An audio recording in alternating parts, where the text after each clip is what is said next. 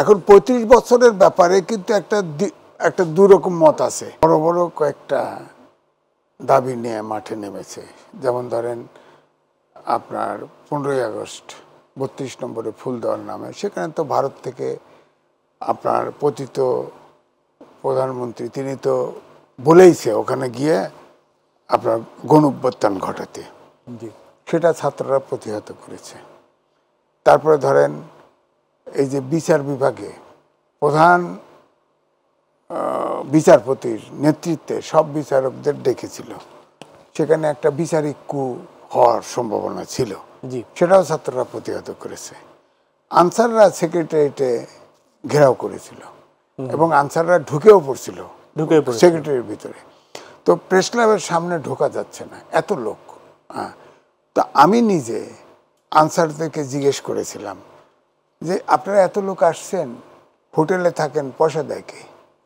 হ্যাঁ, কথা বলে না। ঠিক আছে আসছেন, এই যে নতুন নতুন ড্রেস হঠাৎ করে কোথায় পাইলেন? হ্যাঁ, তখন ভাই আমরা বানাইছি।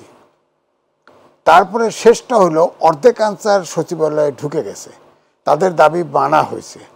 মানার পরে একটা সেকশন দাবি উইথড্র করছে, আর একটা গ্রুপ বলছে আমরা মানি না, মানবো না, বসে আছে। তখন বাধ্য হয় ছাত্ররা গেছে, যা তাদেরকে প্রতিহত করছে। ওখানে আর্মিও ছিল, পুলিশ ছিল, তাদেরকে ধরে নিয়ে জেলে ঢুকাই দিছে। তো এগুলো কিন্তু প্রতিবিপ্লব, এটাতে প্রতিবিপ্লবের গন্ধ পাওয়া যায়। ওই দাবিগুলোর সাথে এখন ৩৫-এর বয়সসীমা করার, সেটা তো কিছুটা ভিন্নতা আছে। এটা ভিন্নতা বললেও আমি বলছি যে এখানে যে ছাত্ররা শাহবাগে আন্দোলন করছিল, সেখান থেকে এসে প্রধান উপদেষ্টার বাসভবন যেখানে থাকেন তিনি, সেখানে ঘেরাও করছে, অর্থাৎ তাকে বাধ্য করা।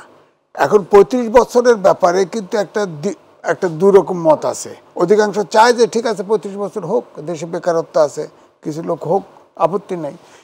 কিন্তু এখানে মেসেজ দুইটা, যে এখানে যারা সংগঠিত হয়েছে, এই যে পতিত ফ্যাসিস্টের, এখানে তো সব প্রফেশনেই তো লোক আছে, এদের ভিতরে যে নাই এমনটা কেমন বলেন?